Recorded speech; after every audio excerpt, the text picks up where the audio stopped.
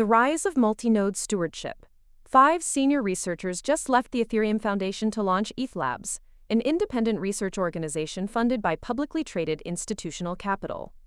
This shift marks a formal end to the Foundation's historical monopoly on core research and the beginning of a decentralized stewardship model.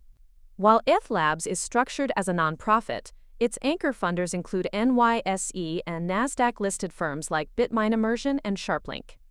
These entities manage sizable corporate Ether treasuries, including one holding more than 5 million ETH, creating a direct financial link between the protocol's researchers and its largest institutional users. This transition from a foundation-led era to an institutionally funded one is the most significant structural shift in the network's development history. The institutional funding vacuum. The timing of this spin-out follows a strategic reorganization where the Ethereum Foundation reduced its staff by 20% to focus on a leaner execution mandate. Ethlabs is filling this vacuum by specializing in the infrastructure required for the institutional supercycle, such as protocol-level compliance hooks and custody standards. Unlike the Foundation's endowment model, Ethlabs relies on a funding system where organizations with a direct stake in the network's utility provide the capital for research. This moves the protocol's development from a research-first culture toward an infrastructure-first model, prioritizing the high-throughput rails needed for tokenized assets over the retail-facing experimentation of the previous decade. The settlement neutrality paradox. Since the Fusaka upgrade increased data capacity and lowered block space costs, Ethereum has pivoted toward a low fee-for-scale model. Ethlabs is now tasked with refining these mechanisms to turn the protocol into a global settlement layer, but this goal introduces a devil's advocate problem.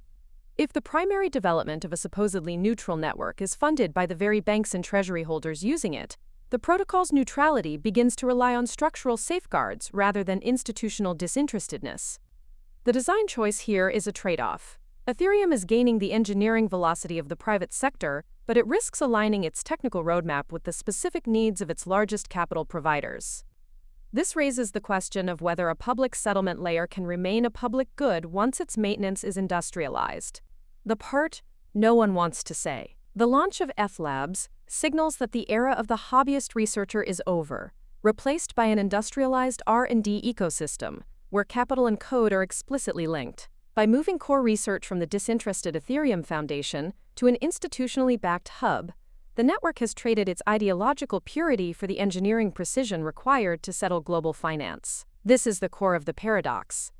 To achieve the scale of a global settlement layer, Ethereum had to attract the institutions that now fund its evolution, but that very funding may dictate which upgrades prioritize institutional compliance over user sovereignty. For the technically curious, this means the protocol's roadmap is no longer a purely academic exercise but a battleground for competing institutional interests. This signal to watch is the first major protocol improvement proposal where Ethlabs and the Foundation's execution plans diverge, revealing who truly steers the network's long-term design. Subscribe for more.